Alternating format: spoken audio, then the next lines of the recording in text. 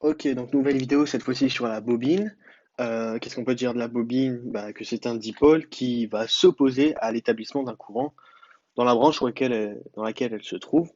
C'est-à-dire que si on va avoir l'intensité I qui va augmenter, bah, elle va faire en sorte, elle va créer une tension qui va empêcher cette intensité de monter. Et inversement, si l'intensité descend, bah, elle va empêcher que cette intensité diminue.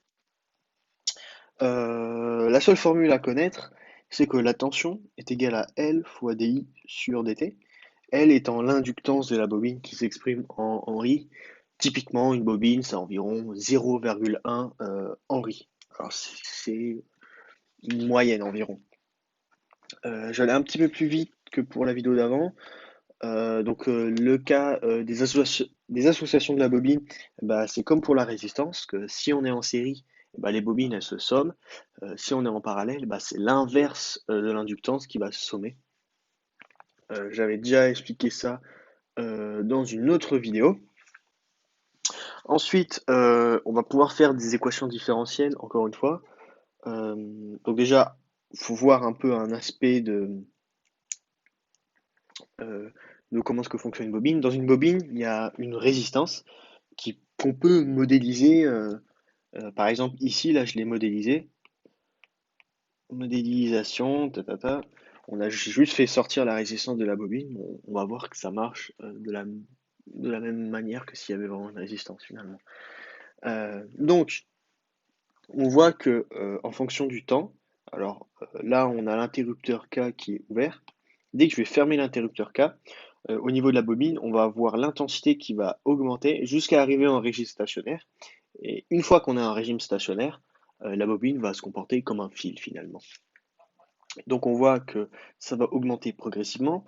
Si on fait la tangente à l'origine, on va pouvoir trouver taux, donc taux qui est ici, et encore une fois, comme avec le condensateur, au bout de 5 taux, on est ce qu'on appelle en régime stationnaire. Donc on va pouvoir finalement voir que au bout de 5 taux, on sera en régime stationnaire. Et comment est-ce qu'on fait pour trouver cette valeur de I? On applique la loi de Pouillet. La loi de Pouillet qui nous dit que l'intensité est égale à la somme des tensions sur la somme des résistances. Ici, on a juste une tension, c'est E, et on a juste une résistance, c'est R. Donc E infini, finalement, c'est égal à E sur R. Ensuite, on va pouvoir faire une équation différentielle vérifiée par I de t. Alors comment est-ce qu'on fait? Eh ben, on va appliquer la loi des mailles. Donc je donne un sens, par exemple celui-ci. Ça nous donne U de L plus U de R moins E égale à 0. Donc on va pouvoir mettre le E de l'autre côté. Et on va remplacer U de L et U de R. On connaît les valeurs. U de L c'est LDI sur dt. Et U de R c'est RI tout simplement, qui est égal à E. On va diviser le tout par L pour ne plus rien avoir devant le terme dérivé ici. Donc je divise tout par L. Et donc finalement, voilà, on a notre équation différentielle. C'est pas hyper compliqué. Ensuite, on va devoir la résoudre. Alors pour trouver une solution générale, bah, ça va être encore une fois de la forme A exponentielle de moins t sur tau. A étant une constante qu'on va pouvoir déterminer avec les conditions initiales. Et pour la solution particulière, on va tout simplement diviser ce terme-là par celui-ci. Oups. Et donc pour la solution particulière, bah, c'est comme pour avant, on va diviser le second membre par le membre qui est devant, c'est-à-dire R sur L. Donc ça nous fait E sur L sur R sur L. On simplifie et c'est égal à du coup bah, E sur R, vu que les L vont s'annuler. Donc finalement, on a I de t qui sera égal à A exponentielle de moins t sur tau plus E sur R. Avec tau, avec 1 sur tau, pardon, qui est égal au membre qui est devant le I, c'est-à-dire R sur L, donc finalement tau qui sera égal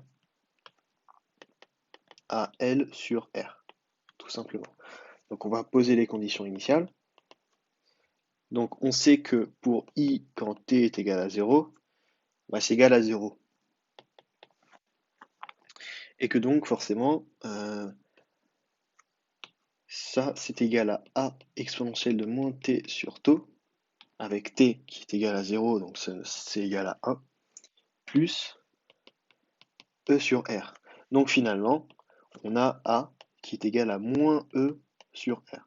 Donc la solution, les solutions de l'équation différentielle, c'est de la forme I de t qui est égale à moins E sur R, exponentielle de moins t sur tau, plus E sur R. Ça se factorise par E sur R, facteur de 1, moins exponentielle de moins t sur tau.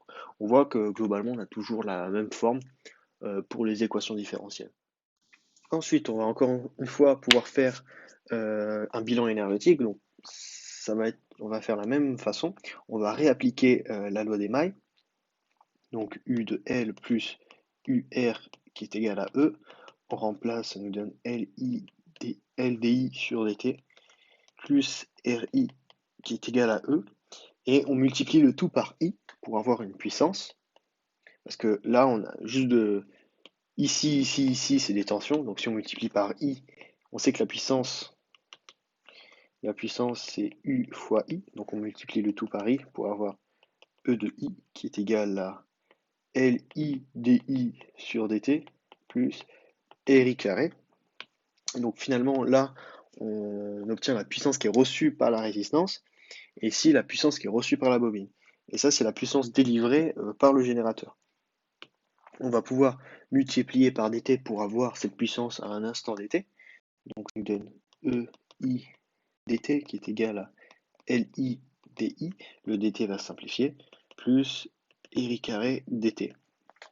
Et si on veut un bilan général, bah on va intégrer le tout de 0 à plus l'infini pour avoir notre bilan énergétique.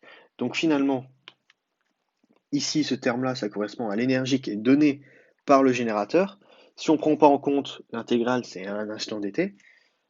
Ici, c'est l'énergie magnétique qui est stockée par la bobine à un instant dt, si on ne prend pas en compte, encore une fois, l'intégrale. Si on prend en compte l'intégrale, c'est sur le total. Et RI carré, c'est l'énergie qui est reçue par la résistance à une durée dt, encore une fois.